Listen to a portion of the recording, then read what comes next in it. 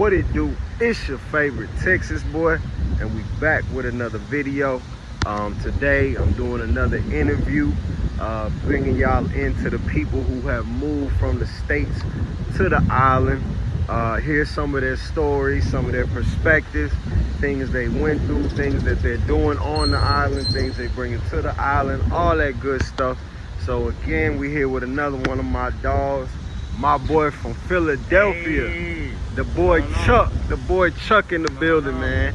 Somebody I talk to pretty regularly, cool guy. I just wanted to, you know what I'm saying, introduce him to y'all and get to see what I be rocking with out here and the kind of people I surround myself with.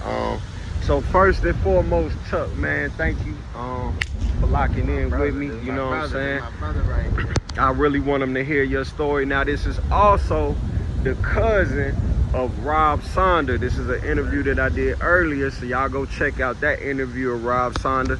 So this is another story of a young black man moving from Philadelphia to Puerto Rico. So first and foremost, my man, can you kind of tell them a little bit? I know they know Philadelphia, but how you came up, and we just gonna spin the block like we do. So kind of go and tell them about how you came up. I got you. So y'all know about Philly. I mean, Philly is it's a tough place to come up, but it's also a lot of culture there. It breeds a lot of good people at the same time. You're gonna find a lot of family-oriented type things, a lot of family-oriented type events going on, type stuff like that. So I was able to meet a lot of people. I was able to network. I was able to pick up a lot of skills that honestly I wouldn't have been able to get to where I'm at today without any of that. So I'm grateful for all my experience and everything I done went through to this point to get to here today. Dope. Now, I want to talk about a little bit before you moved to Puerto Rico. Okay. So before you moved to Puerto Rico, we actually found out you actually a community activist. Sure. And you were big in the community. You actually have a mural on the wall at home. That's big though. They got a mural of my boy back home with his community work, working with the kids, especially in the urban inner city. So kind of tell us a little bit about that. Okay, so I pretty much got into it a little bit. I used to live in North Philly. North Philly it's a food desert. Not pretty much anything around. Not a whole bunch of community type spaces you can go to. So my father actually got in contact with some college kids who just moved around. They had a dream.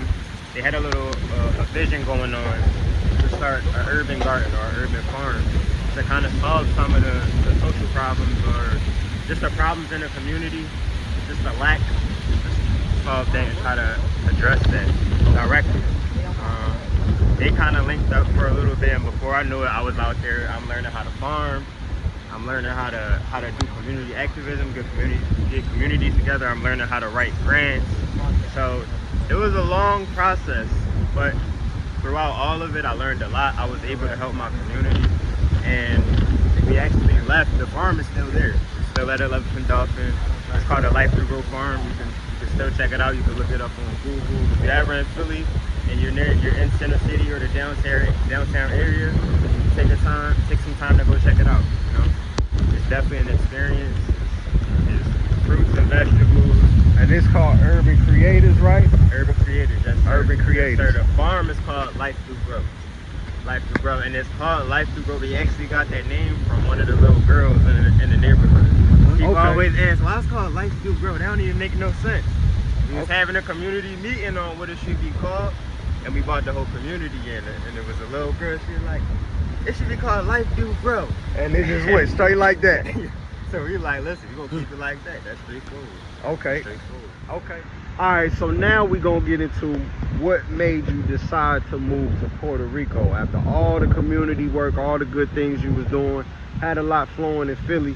What made you decide to come down to Puerto Rico? So initially, yeah, we had everything flowing. I also do contracting work on top of that. So I had contracts flowing for remodeling, doing our community activism. We also have an arts and entertainment business, which is a Free Spirit Cloud Company. So tap into the socials and everything. So check out some of the work we've done on that end. But yeah, we had artists, contracts, a lot of things going on at the same time, and we pretty much ran into like this unfortunate life event. Just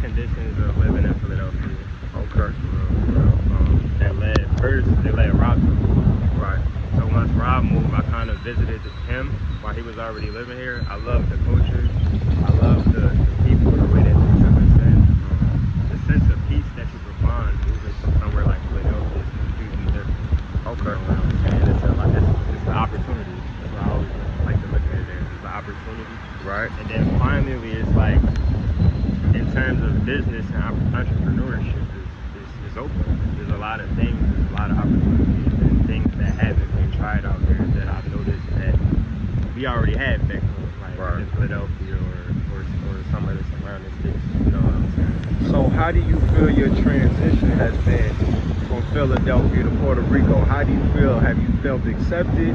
How are you feeling about the culture? Do you feel like it's similarities to this culture? That culture is completely different. Like, how has your transition been?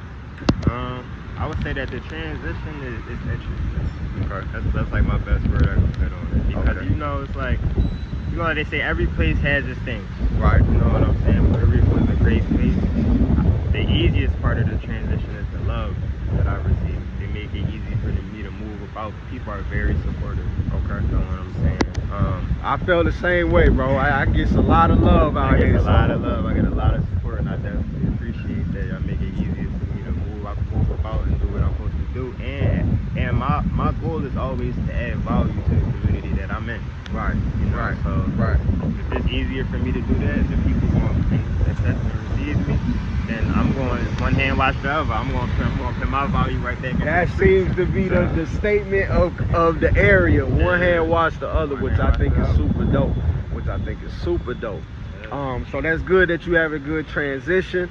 You know this is a 3-part series. So next we kind of gonna get into what you do out here in Puerto Rico. You talked about the contract work, right? Yes, sir. Yes, sir. So what we gonna do is try to catch my boy Chuck on site. I'm trying to pitch y'all on site. I'm gonna give y'all some tips and tricks while y'all at home. I got you. And you can really see what he's doing out here in Puerto Rico. And then you never know, you might need him to come build something for you, and then bam, you got somebody all locked in. All right. Lock in with me. I give you a discount just for my own Trill. We go get it in perspective. But look, bro, first, thank you for the first part of the series. You know what I'm saying? We got more coming.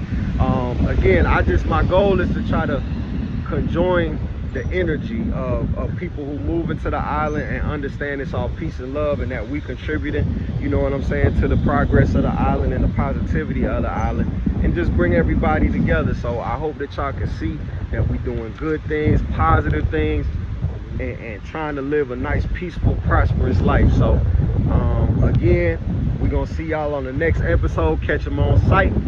I'll let y'all next time. Yes, sir. Peace. Yeah.